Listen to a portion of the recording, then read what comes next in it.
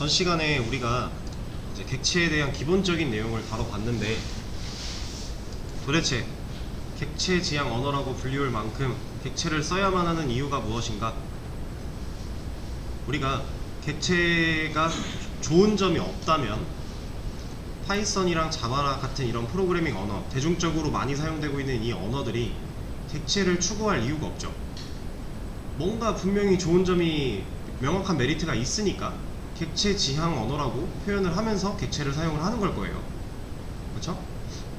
그래서 방금 전에 기본적인 개념을 알아보면서 우리가 폴더 예시를 볼 때, 폴더를 나눠서 파일을 관리하면 분명히 장점이 있기는 해요. 그죠? 우리가 연관성 있는 파일들만 몰아놓을 수 있기 때문에 내가 뭔가 파일을 찾으려고 할 때 해당하는 폴더를 찾아가면 좀 쉽게 찾을 수 있겠죠. 막무가내로 다 퍼져 있는 것보다는 찾기가 좀 수월해요. 이제 이런 이점은 이제 폴더를 생각했을 때 가지는 이점이고, 실질적인 객체의 이점도 그런 것들이 존재하긴 하지만 좀 더 한번 디테일하게 알아보겠습니다.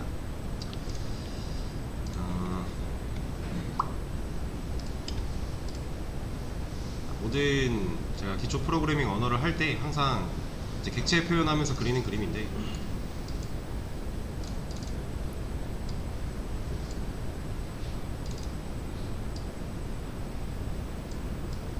자, 여기는 항구고요, 여기는 바다예요. 얘는 배겠죠. 그쵸? 가정을 하나 하는 거예요. 제가 열심히 농사를 짓는 사람인데 이제 사과를 수확을 했어요. 사과를 수확을 해서 사과가 9상자가 나왔습니다. 이렇게 9상자가 나왔는데, 제가 이 사과를 전 세계에 있는 제 친구들한테 한 상자씩 보내주려고 이제 항구에 와서 배에다 실어야 돼요. 예를 들어서 뭐 이거는 어디 뭐 필리핀으로 가고, 이거는 뭐 일본으로 가고, 이거는 뭐 중국으로 가고, 이거는 뭐 미국으로 가고, 9개를 9군데로 보내야 돼요. 하나씩. 자, 그러면 이 상황을 놓고 봤을 때 이 9개의 사과 상자를 저는 묶는 게 이득일까요? 아니면 낱개로 가지고 있는 게 이득일까요?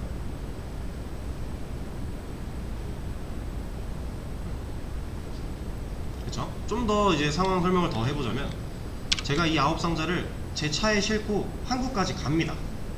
그리고 일단 항구에서 상자들을 내려야 되겠죠. 그리고 항구에서 내린 상자를 각 해당하는 배에 맞게 실어야 돼요. 그래야 그 나라로 보내줄 거니까. 그쵸? 근데 저는 어차피 얘네를 각각 다 다른 배에 실어야 된단 말이에요. 그럼 얘를 하나로 이렇게 포장을 해놨다고 가정을 하면, 저는 이 포장을 뜯어서 하나를 빼서 배에다가 실어야 되죠. 이런 경우에는 사실 모아놓는 게 의미가 없어요. 오히려 불편해요. 그쵸? 근데 만약에 제가 이 9상자를 미국에 있는 한 명의 친구한테 보낼 거예요. 그럼 얘는 묶어놓는 게 훨씬 이득이죠. 왜냐면 얘를 한 명한테 보낼 건데 안 묶어놓으면요, 제가 이 9상자를 차에 9번 날라야 되고요, 그리고 항구에 도착해서 9번 내려야 돼요. 그죠? 그리고 한 배인데 한 배에다가 9번 실어야 돼요. 그쵸? 좀 더 나아가면 배가 도착해서 그 나라에서 또 9번 내려야 되고, 뭐 택배를 해주시는 분이 9번 또 실어야 되고, 친구가 9번 내려서 받은 거를 집으로 또 9번 옮겨야 돼요. 계속 누적되죠. 근데 이거를 하나로 묶었대요. 들 수 있다고 가정을 하고 하나로 묶었대요. 그럼 저 차에 한 번만 실으면 되죠. 항구에다가 한 번 내려놓으면 되죠. 배에다 한 번 실으면 되고요, 배에서 한 번 내리면 되고, 한 번 싣고 한 번 내리고 한 번 옮기면 돼요. 불과 9개라는 적은 숫자의 데이터를 가지고 비교를 해봤음에도 불구하고 우리가 작업해야 되는 양 자체가 많이 줄었죠. 그쵸? 이래서 객체를 쓰는 거예요. 우리가 작업할 때 만약에 객체를 쓰지 않는다, 라고 하면 이 상자 하나들을 다 변수라고 생각을 하시면 돼요. 변수나 혹은 메서드 라고 생각을 했을 때 객체를 사용하지 않았다, 근데 얘네가 다 연관이 있는 애들이다, 그러면 우리가 이 덩어리 데이터를 한번 옮기려면 9번 작업을 해야 돼요. 왜냐면 변수가 다 따로니까, 함수가 다 따로니까. 근데 이게 다 연관성이 있는 애들이라 객체로 묶어놨다, 그럼 우린 그 객체 하나만 넘겨주면 돼요. 이게 객체 지향 언어를, 객체를 지향하는 가장 큰 이유라고 보셔도 됩니다.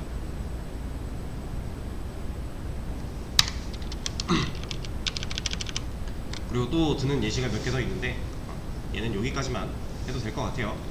그래서 어쨌든 우리가 객체를 쓰는 이유는 관련 있는 데이터들을 묶었을 때 작업 효율이 훨씬 올라간다 라는 거고, 그러면 반대로 아까 9개의 나라로 보낼 때는 객체를 안 쓰는 게 유리했잖아요.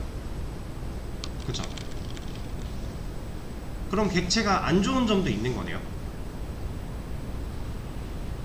맞아요, 있는 거예요. 이거는 객체의 단점이 맞습니다.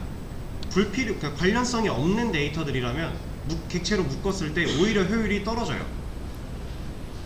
그러면 우리가 객체를 써야 될 때와 쓰지 말아야 될 때를 어느 정도 분리시킬 수 있겠죠. 관련 있는 데이터들을 묶을 거면 객체를 쓰는 거고, 데이터가 여러 개인데 관련이 없어, 그럼 객체 안 쓰면 되는 거예요. 근데 사실 이거를 좀 더 깊게 들어가서 객체의 단점이다 라고 볼 수는 없는 게, 우리가 이거 하나하나가 다 변수라고 했잖아요. 그쵸? 개발하면서 데이터를 담아야 돼요. 그럼 우리는 어차피 변수는 만들어야 돼요. 맞죠? 변수 없이 데이터 어떻게 담아요? 그쵸? 그런 변수를 만들어서 데이터를 보관하는 거는 무조건 어차피 해야 되는 건데, 관련이 없으면 묶는 과정을 한번 안 하면 되는 거고요. 관련이 있으면 객체로 묶어버리면 되는 거예요. 이해되시죠?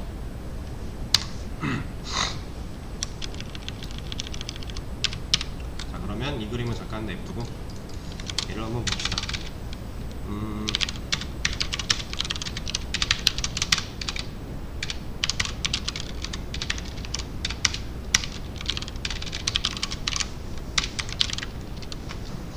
이거 결과 뭐 나오죠? 30 나오겠죠? 이거 왜 30 나와요? 이게 30 나오는 근본적인 이유가 있어요. 변수 배울 때 주의해야 한다고 하면서 엄청 중요한 개념이다 라고 했던 게 하나 있습니다. 얘는 변수는 오직 하나의 값만 가질 수 있다 이 개념 때문에 변수를 재활용하면서 덮어 씌워지고 있기 때문에 마지막에 ag라는 변수에 들어간 30이라는 값만 출력이 되는 거죠. 그쵸? 만약에 하나의 값만 가질 수 있는 게 아니었다고 하면 이 a라고 하는 변수 공간에 10이 있었는데 하나만 가질 수 있어서 덮어씌기를 당하는 게 아니라 여러 개의 데이터를 가지고 있을 수 있다 라고 하면 이렇게 들어가겠네요. 그럼 여기서 a를 출력하려고 할 때 컴퓨터는 얘를 빼야 돼, 얘를 빼야 돼, 얘를 빼야 돼? 모른다라는 거죠. 그래서 변수는 오직 하나의 값밖에 가질 수 없다라고 했었어요. 기억나시죠?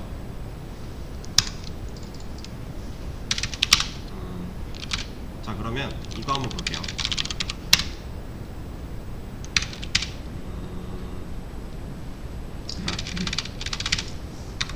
제가 변수가 오직 하나의 값밖에 못 가지는데 저는 이 변수한테 복수개의 데이터를 넣고 싶어요. 그래서 이름도 복수개에 걸맞게 s를 붙여줬고요. 데이터를 넣었어요. 그리고 출력을 해요. 이거 결과 똑같죠?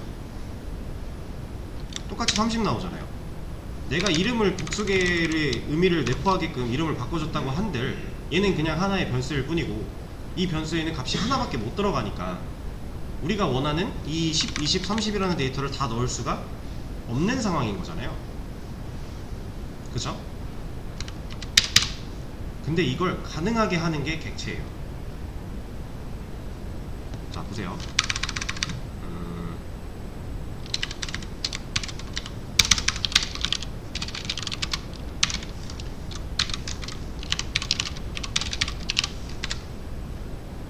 우리가 쓰던 거랑 좀 다르게 갑자기 대괄호가 툭 튀어나왔어요.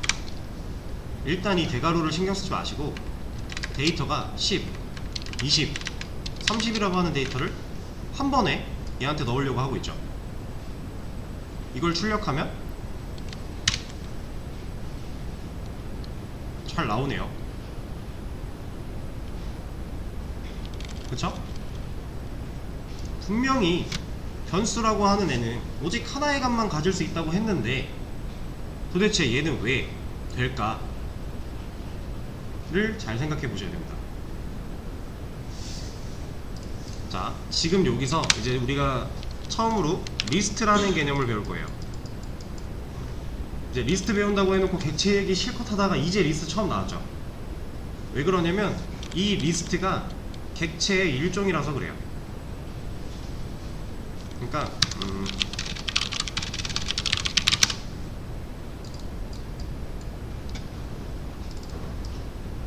언어에서 객체라고 하는 애를 이렇게 영역을 잡았을 때 이 안에 리스트라고 하는 애가 이렇게 들어있는 거예요. 그러니까 객체에 포함되어 있는 종류입니다. 종류. 그리고 이 안에는 무수히 많은 것들이 있어요. 우리가 좀 더 나중에 배울 딕셔너리라고 하는 것도 있고, 그리고 뭐 튜플이라고 하는 개념도 있고요. 글씨가 왜 이래? 튜플이라고 하는 것도 있고, 뭐 기타 등등 많은 것들이 있습니다. 그 중에 우리는 이걸 배우는 거예요. 그래서 얘를 배우기 전에 객체에 대한 얘기를 먼저 한 겁니다.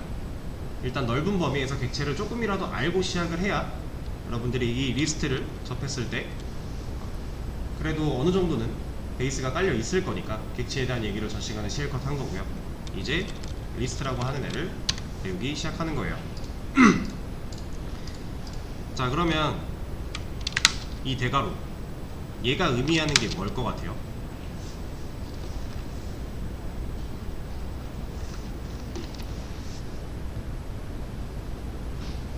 얘가 이제 여러분들이 하나 더 아셔야 될 게 모든 프로그래밍 언어는요 소괄호, 중괄호, 대괄호 이 괄호들마다 역할이 다 달라요. 파이썬에서 이 소괄호는 어디에 쓰였죠? 그쵸, 함수 뒤에 인자로 넘길 때 혹은 매개 변수를 받을 때 함수명 뒤에 쓰는 게 소괄호였죠. 우리가 함수 실행문 쓸 때 쓰는 게 소괄호였어요. 그런 역할이 있는 거고요. 중괄호는 우리가 쓴 적이 없죠. 파이썬에서는. 얘는 있었나요? 포맷 안에 그 치환되는 부분 그것도 있긴 한데 얘는 좀 더 나중에 얘기가 한 번 더 나올 거예요. 그리고 이 대괄호 지금 딱 튀어나왔죠. 그냥 간단하게 얘기하면 이 대괄호를 썼다, 대괄호를 열고 닫았다 라고 하면 파이썬에서 객체를 만들었다 라고 생각하시면 돼요. 파이썬 문법상 객체를 만드는 방법, 대괄호를 쓰는 겁니다. 자바를 배우신 분들은 new 어쩌고 하면서 그 new가 객체 하나를 만들겠다라는 뜻이에요. 그쵸? 근데 파이썬은 이 대괄호 객체 중에서도 리스트를 만들겠다라는 뜻입니다. 리스트 객체를 만들었다 라고 생각하시면 돼요. 자, 그러면 우리가 지금 갖고 있는 이 딜레마, 변수는 오직 하나의 값밖에 가질 수가 없는데 객체를 만들었더니 데이터 3개가 다 잘 나왔어요. 그럼 여기서 가장 많이들 오해하시는 게 어떤 거냐면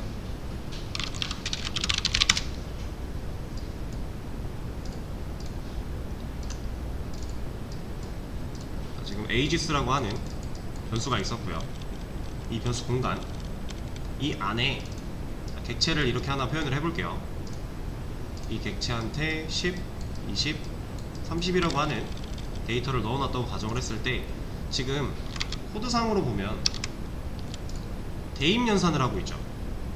이거는 이제 객체 하나를 만들겠다, 리스트 객체 만들었다 이고 데이터를 이렇게 저장을 한 건데, 이 객체를 여기다가 넣겠다 라고 우리가 이제 알고 있잖아요. 기존에 알던 방식대로 해석을 해보자면, 그쵸?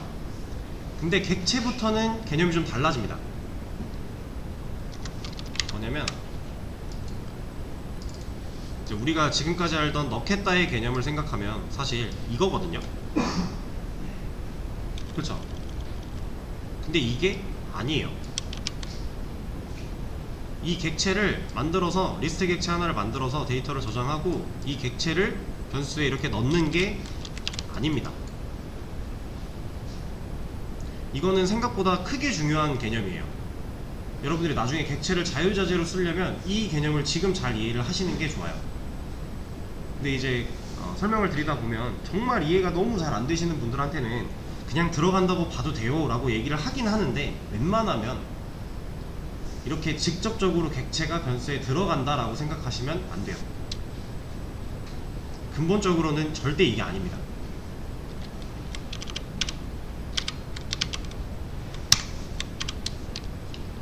그러면 얘는 도대체 어떻게 얘한테 들어가서 이 결과를 도출해 내는가를 우리가 생각을 해봐야 되는데, 자, 그 전에 이게 지금 리스트 객체 하나 만들었다고 했잖아요. 근데 이제 표현하기에 따라서 리스트, 파이썬에서 이제 리스트라는 단어를 제일 많이 쓰는데, 이걸 가지고 이거를 배열로 표현하기도 해요. 자바에서는 배열과 리스트가 좀 개념이 달라요. 근데 파이썬은 리스트를 배열로도 표현을 합니다. 그리고 간혹 가다가 어레이라고 표현하시는 분들도 있어요. 근데 사실 파이썬에서는 그냥 리스트가 가장 대중적인 표현이고, 배열까지 정도만 생각을 하시면 돼요. 이 두 개를 이렇게, 이걸 보고 이렇게 리스트라고 하거나 배열이라고 한다 라고 생각하시면 되고, 이거는 잘 쓰진 않습니다.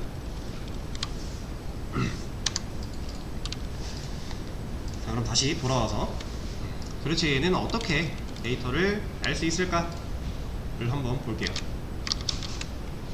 자, 이게 아니라고 했어요. 그리고 지금 제가 눈치를 채신 분도 있겠지만 애초에 객체를 훨씬 크게 그렸죠. 변수 공간보다 객체라는 애를 훨씬 크게 그렸어요. 이거 그냥 심심해서 크게 그린 게 아니거든요. 실제로 변수보다 객체가 훨씬 커요. 이 변수가 가지고 있는 이 공간의 크기가 객체가 너무 커서 얘를 그대로 담을 수가 없어요. 손바닥만한 접시에다가 엄청 큰 피자 같은 거 못 올리잖아요. 다 넘치죠. 그런 것처럼 객체가 변수보다 훨씬 크기가 크기 때문에 애초에 이게 이렇게 들어간다? 이거 자체가 물리적으로 말이 안 돼요. 그리고 좀 더 심화적으로 이제 우리가 변수를 만들어서 사용을 하고 뭐 객체를 만들어서 사용을 하고 이런 것들이 컴퓨터 안에서 다 램이라고 하는 메모리 공간 안에서 할당을 받는 거거든요.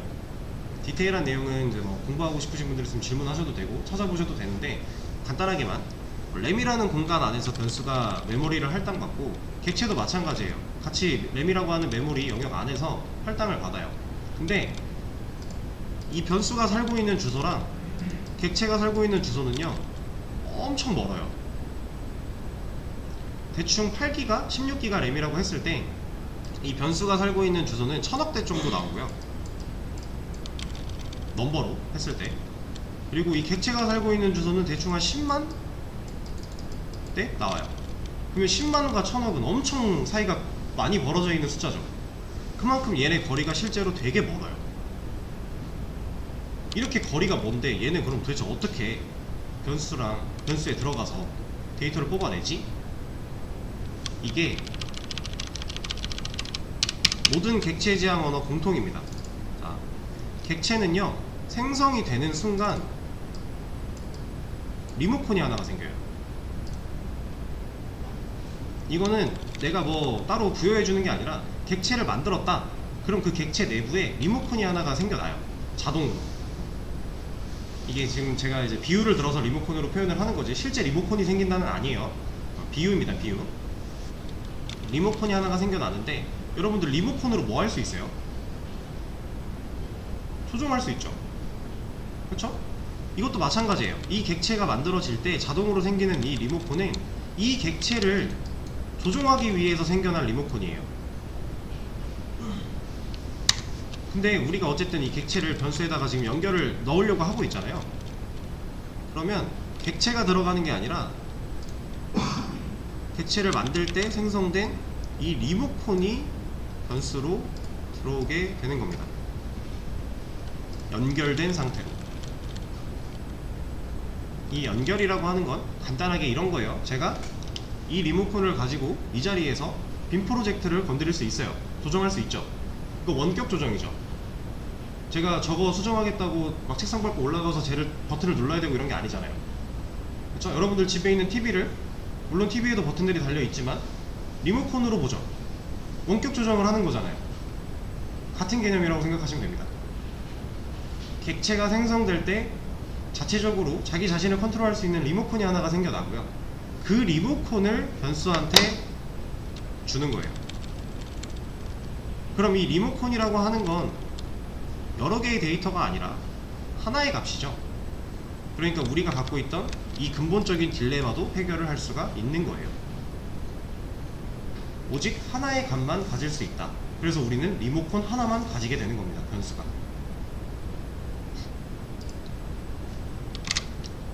이거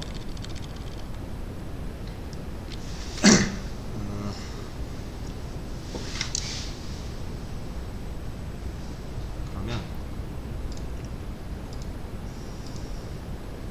자 이거를 그림으로 얘랑 코드랑 같이 한번 볼게요.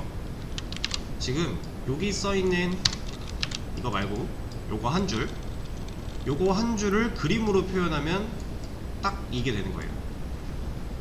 ages라고 하는 변수 하나 만들어져 있는 거고, 객체는 일단 이름이 없어요. 얘는 이름이 없습니다. 그냥 객체예요. 객체를 만드는데 데이터를 우리가 넣었죠. 이거는 객체를 만든과 동시에 데이터를 저장을 한 거예요. 리스트 객체한테 저장을 한 거고, 그래서 이 객체는 10과 20과 30이라는 데이터를 가지고 있어요. 근데 얘가 객체가 만들어질 때 생겨난 리모컨을 변수한테 넣어주고 있죠. 이거를 가지고 이제 우리는 이렇게 표현을 할 겁니다. 자, 원래 우리가 변수 하나 만들어서 이런 거 했다 하면은 변수 a라는 공간을 만들고 a라는 변수를 만들고 10이라는 값을 넣겠다였죠. 자, 이제는 이 해석을 이렇게 할 거예요. ages라는 변수를 만들고 10, 20, 30 값을 가진 객체의 리모컨을 연결한다 라고 생각을 할 겁니다. 이 그림을 같이 보세요.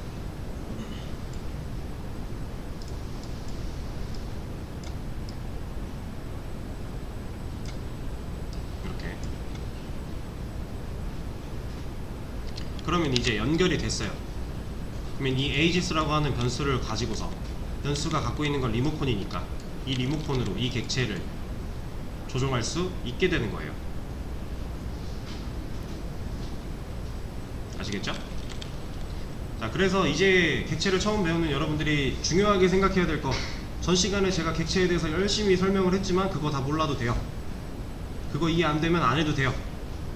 근데 그걸 이해하시면 객체를 이해하는 데는 도움이 되겠지만 그거 안 해도 되는데, 이거는 꼭 하셔야 돼요.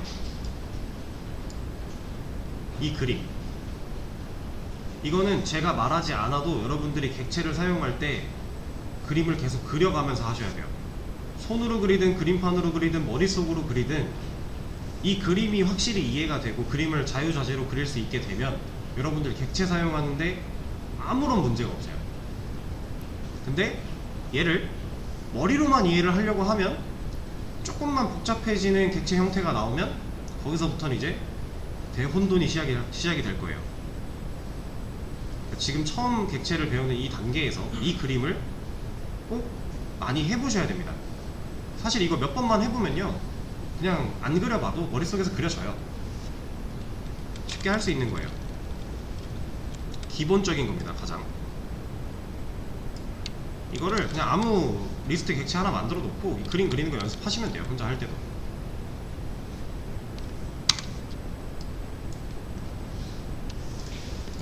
이게 이제 가장 기본적인 거고. 자, 이제 이런 걸 한번 해볼게요.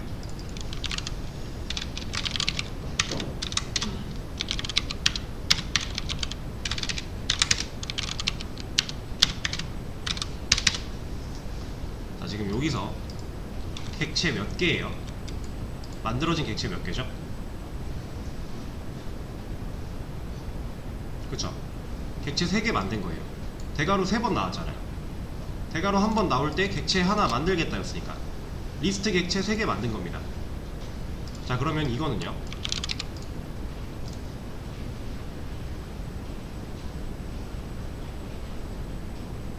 얘는 객체 몇 개예요?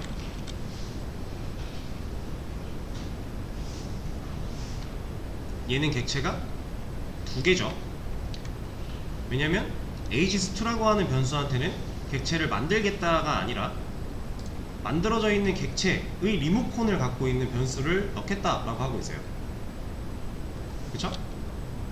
이거를 그림으로 한번 표현을 해보겠습니다.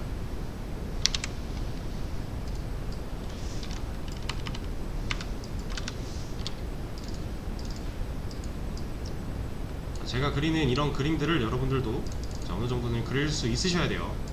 그리고 실제로 변수보다 객체가 크기 때문에 크기도 변수는 좀 작게, 객체는 좀 크게 그리도록 할게요. 너무 크게 그렸네. 다시.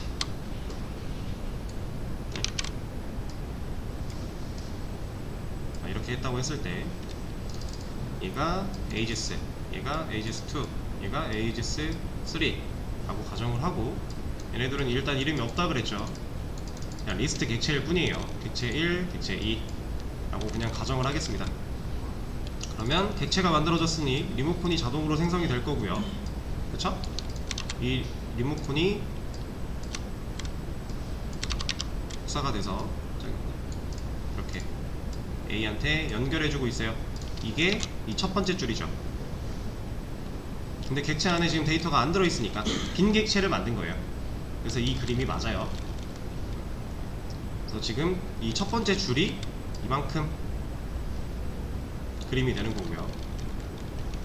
그리고 두 번째 줄 잠깐 넘기고 세 번째 줄 보면 얘도 똑같죠. 2번 객체가 리모컨이 생겨났는데 이 리모컨을 갖고 있는 거죠. 이렇게 연결한 거잖아요.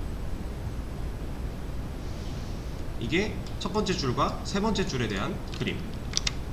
자, 그럼 여기서 두 번째 줄에 대한 그림을 이어서 그릴 건데, 두 번째 ages2라고 하는 애한테는 뭘 넣어주고 있어요?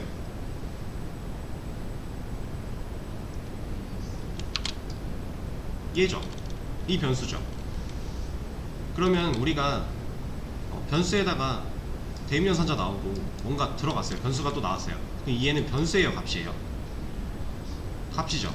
그럼 ages한테는 지금 어떤 값이 들어있어요? 이거 리모컨 들어있잖아요. 얘가 갖고 있는 값은 리모컨이죠. 그러면 ages2한테 ages를 넣겠다라고 한 이거는 이거라고 있는 겁니다. ages가 갖고 있는 리모컨을요, ages2한테도 준 거예요. 복사해서 준 거죠. 복사해서. 자, 그러면 1번 객체를 컨트롤할 수 있는 리모컨은 총 몇 개예요? 조금 더. 3개입니다. 네. 1번 객체를 컨트롤할 수 있는 리모컨은 총 3개예요. 왜냐면 자기 자신 컨트롤하는 리모컨도 있잖아요. 이게 사라지는 게 아니니까. 줬다고 해서 이게 없어지는 게 아닙니다. 얘도 똑같이 자기 거를 복사해서 주고 연결하는 거고요.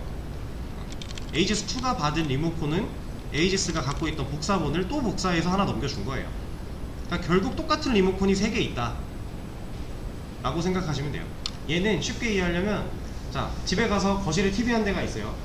그 TV가 객체라고 해봅시다. 거실에 있는 TV, 저랑 제 동생이 각각 리모컨 한 개씩을 갖고 있어요. 그럼 제가 TV를 켜요. 막 TV를 막 보다가 7번에서 껐어요. 그럼 동생이 TV를 켜요. 그럼 어디서부터 나와요? 7번부터 나오는 거죠. 똑같은 리모컨인 거잖아요. 같은 TV를 조정할 수 있는 똑같은 리모컨. 이해되시죠? 근데 이제 TV 자체에 달려있는 버튼까지 총 3개가 있는 거다 라고 생각을 하시면 되고, 그럼 얘는요, 객체 2번을 컨트롤할 수 있는 리모컨은 총 몇 개죠? 2개가 되는 거죠. 그림을 그려보면 쉽게 이해가 됩니다. 이 코드만 보고 이 객체를 컨트롤할 수 있는 리모컨 몇 개입니까? 라고 물어보면 헷갈릴 거예요. 지금 당장 많이. 근데 그림 몇 번만 그려보면 쉽게 이해가 되니까 이런 시각화적인 자료를 최대한 활용을 하시면서 공부를 하세요.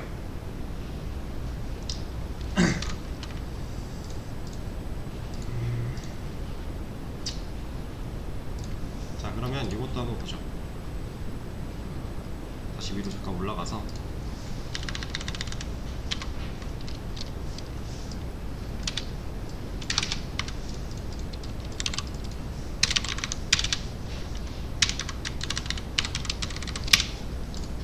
자, 얘가 a라는 변수한테 10이라는 값을 넣어놓고 a를 출력했으니까 당연히 10 나오겠죠. 그쵸? 그럼 얘는 에이지스라고 하는 애한테 리스트 객체 만들어서 리모컨 넘겨줬어요. 그럼 에이지스가 갖고 있는 게 결국 리모컨이죠. 근데 이거 출력하면 뭐 나와요? 이거 리스트 객체 그 자체가 나오잖아요. 이거 똑같이 나오죠. 자, 이게 왜 그런 거냐면, 지금 결국 이 리모컨을 출력하겠다라고 한 건데, 이 리모컨을 출력하겠다라고 하면 얘가 나랑 연결되어 있는 본체가 여기 있어 하고 얘를 보여주는 거예요. 이렇게. 이게 자바는 좀 다릅니다.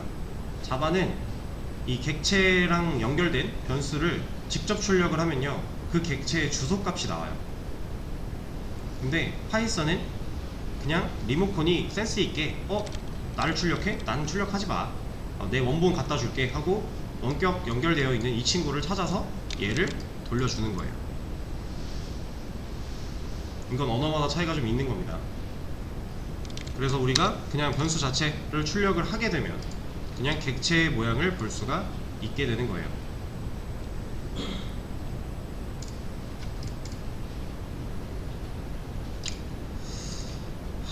그러면 이것부터 하죠. 또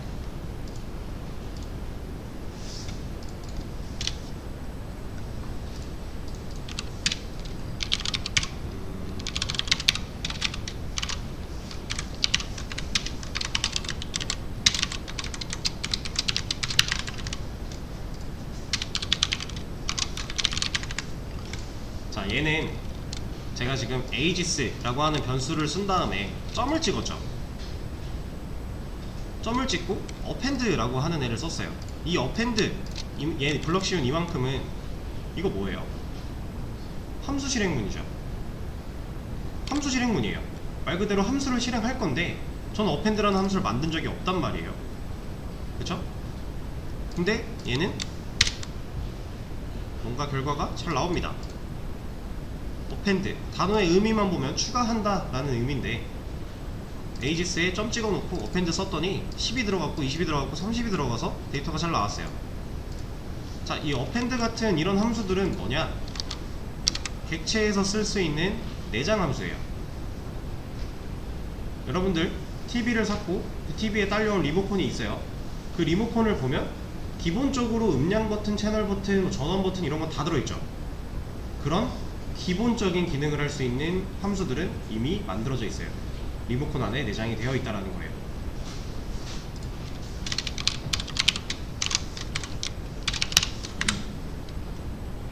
얘는 노란 줄 뜨죠 지금. 그냥 전역 공간에서 append라는 함수를 그냥 쓰려고 하니까 노란 줄이 떠요. 얘는 객체 안에 객체를 만들었을 때 객체를 조종하기 위해 만들어져 있는 기본 내장 함수들이에요. append 이런 것들. 그리고 이 종류는 생각보다 되게 많습니다. 우리가 저번에 파이썬 내장 함수를 검색해서 내용을 한번 보세요 라고 했었잖아요. 근데 이제는 리스트 내장 함수라고 검색을 하시면 많은 정보들이 나올 거예요. 제가 검색한 거 보여드릴게요.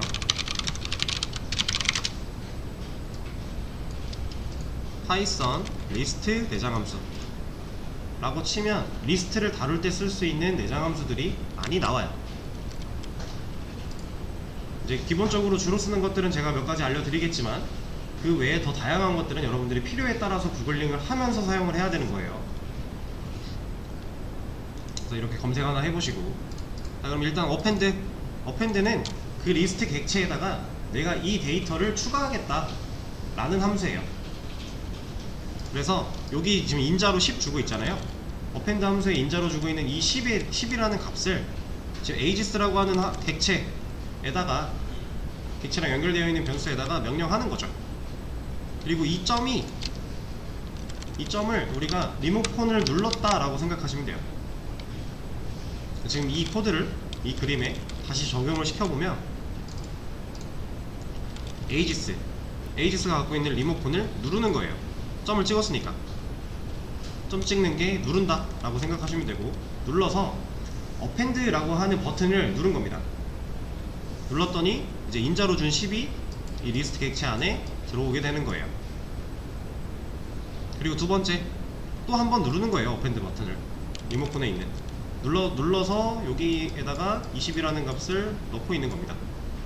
또 눌러서 30이라는 값을 넣고 있는 거예요. 이렇게. 그러면 리모컨을 동작을 시켰죠. 객체에 뭔가 값을 넣었어요. 그리고 나서 객체를 출력을 했으니까 이제 10, 20, 30이 나오는 거예요. 여기까지 일단 이해되실까요? 자, 그러면 얘는 어떨까요? 이거 결과 예상해보세요.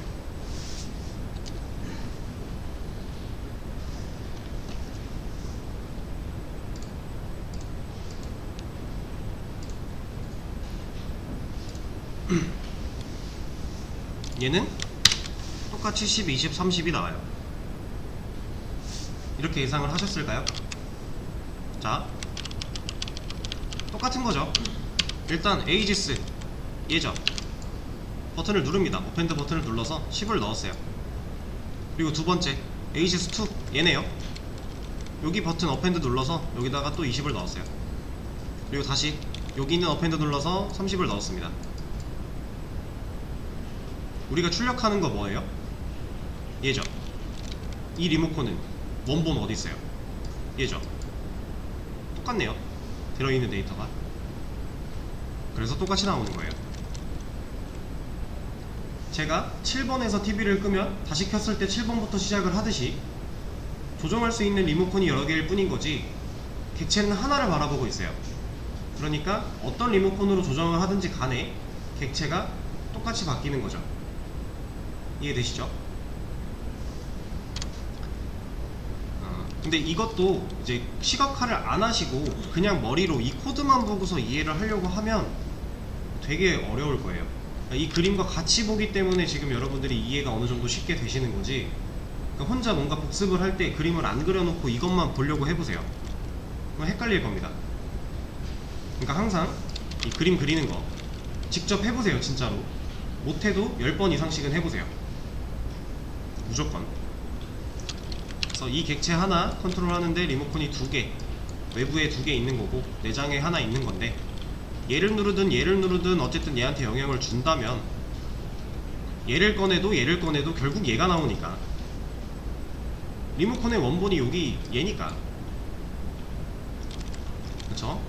이거 지금은 뭐 이렇게 2가지밖에 없고 간단하지만 나중에는 되게 많이 꼬이거든요.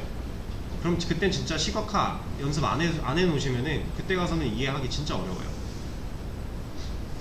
그러니까 꼭 이 시각화 하는 거 연습하시고, 그리고 또 이제 리스트 객체에서 중요한 개념이 하나가 남았는데, 지금 데이터를 어펜드를 통해 3개를 넣었죠. 얘 눌러서 10 넣고, 얘 눌러서 20 넣고, 얘 다시 눌러서 30을 넣었어요. 자, 이 데이터는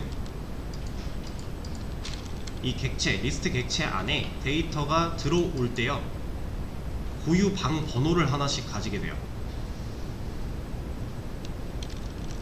고유 방 번호, 이거를 이제 언어적인 표현으로 인덱스라고 얘기를 합니다.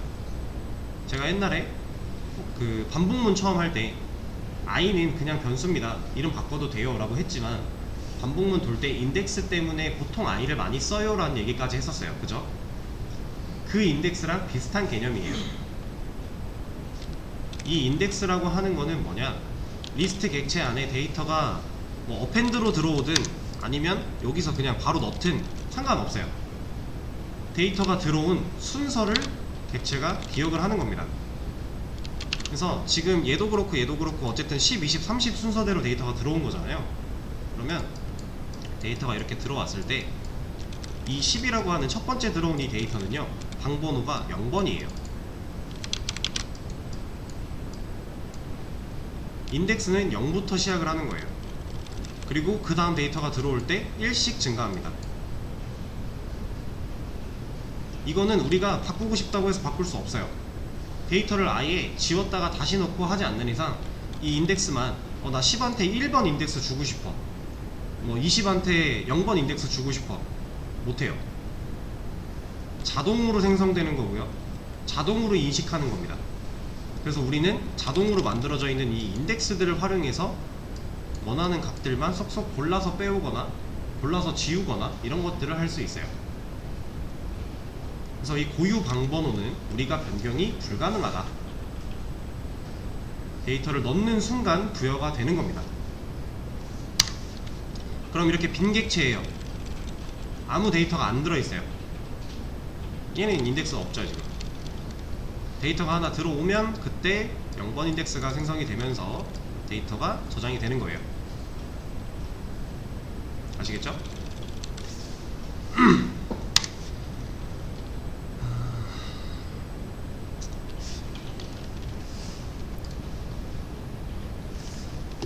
그래서 제가 좀 전에 이제 인덱스를 통해 원하는 데이터만 쏙쏙 골라올 수 있다 라고 했던 게, 지금 10, 20, 30이 들어있으면 0번, 1번, 2번 들어있는 상태로 객체가 있는 거죠.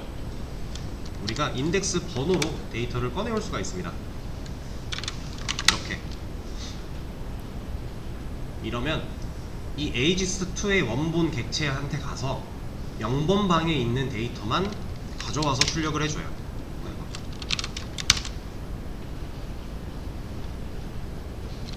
0번 방이면 첫 번째로는 10이라는 데이터가 맞죠? 그러면 얘가 2번이면 2번 방이면 30이 나올 거고요. 그쵸? 그래서 인덱스를 활용해서 꺼낼 수가 있다. 그러면 자, 여러분들 중요한 거예요. 데이터가 3개예요. 인덱스는 몇 번까지 있어요? 인덱스는 2번까지 있는 거죠. 0번부터 시작을 하니까. 자, 그럼 데이터가 100개예요. 인덱스 몇 번까지 있어요? 99번까지 있는 거예요. 이거 되게 중요한 개념입니다. 왜냐면은 나중에 여러분들이 반복문을 돌려서 이 리스트에 있는 데이터들을 꺼내보고 넣고 막 이런 것들을 많이 할 건데, 그 과정에서 이 인덱스를 많이 헷갈려 하세요. 인덱스는 0번부터 시작입니다, 항상. 그래서 데이터의 총 개수, 리스트 안에 들어있는 데이터의 총 개수가 예를 들어서 막 567개다, 이런 숫자가 난해하든지 말든지 상관없어요. 마지막 인덱스 번호는 여기서 1 빼면 되는 거예요. 왜냐? 0부터 시작이니까. 아시겠죠? 이거 헷갈려 하지 마시고.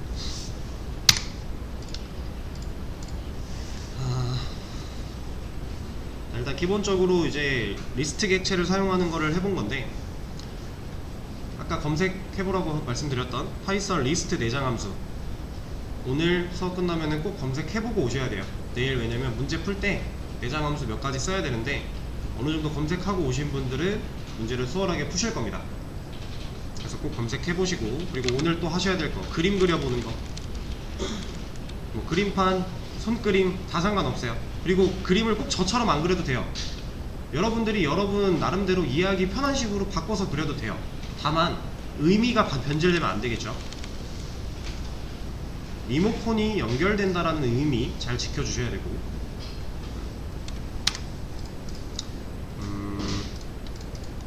그리고 이제 아까 이 말씀을 안 드린 것 같은데, 우리가 이제 객체를 쓰는 이유가 이제 효율적인 부분도 있잖아요. 효율적인 부분을 제가 아까 설명을 드렸는데 이거 말씀을 안 드렸어요. 뭐냐면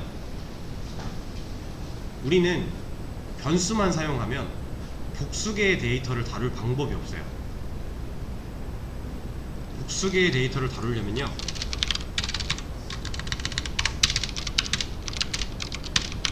우리가 만약에 어떤 학급에 학생들의 뭐 점수를 다 기록을 해야 돼요. 근데 학급에 있는 그 학생 수가 30명이래요. 그러면 객체 안 써요. 그럼 변수 30개 만들어야 돼요. 그쵸? 그럼 이 변수 뭐 다른 작업을 위해서 점수를 다 넘겨야 돼요. 그럼 변수 30개 넘겨야 돼요. 근데 얘를 리스트 객체로 만든다? 변수 하나만 있으면 되죠. 그리고 리스트로 만들어 버리면 되니까 요 안에다가 100개든 200개든 다 넣을 수 있으니까. 그쵸? 그래서 우리가 객체를 사용하는 근본적인 이유, 효율적인 부분도 당연히 있는 거고, 플러스 복수개의 데이터를 처리하기 위해서. 근데 이제 거기서 중요한 거, 복수개의 데이터를 처리할 때 연관성 있는 데이터여야만 효율이 좋다라는 거 아시겠죠? 이렇게 객체에 대한 내용을 어느 정도 설명을 드렸고,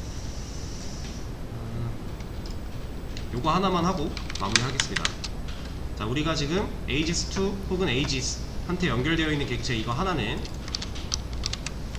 이 객체는 인덱스가 2번까지 있다고 그랬어요. 근데 만약에 얘를 3번 방에 있는 걸 꺼내겠다 라고 하면 얘는 에러가 납니다. 자, 여기 보면 리스트 인덱스 아웃 오브 레인지라고 나오는데 대부분 이렇게 나오고요. 사용하는 툴에 따라서 인덱스 아웃 오브 바운즈 라고 나오는 것도 있어요. 근데 결국 같은 말이에요. 범위를 벗어났다 라고 하는 겁니다. 이 리스트 객체한테는 3번 방 값이 존재하지 않아. 근데 넌 3번 방을 출력하려고 했어. 그러니까 난 해줄 수 없어 라고 하는 거예요. 아시겠죠? 그래서 다음 시간에 오늘 배웠던 이 개념들을 잘 활용해서, 또 부가적으로 구글링 해오신 그 내장 함수들을 잘 활용해서 문제를 좀 많이 풀어볼 겁니다. 그러니까 내일 수업 오시기 전까지 잘 복습해서 오셔야겠죠. 내일 문제 푸는 시간 드렸는데 공부를 하나도 안 해오셨다 라는 느낌이 드는 분들은 제가 혼낼 수는 없지만 그러면 안 되니까 열심히 공부해서 오시길 바라고요. 오늘 수업은 여기서 마치도록 하겠습니다. 고생하셨습니다.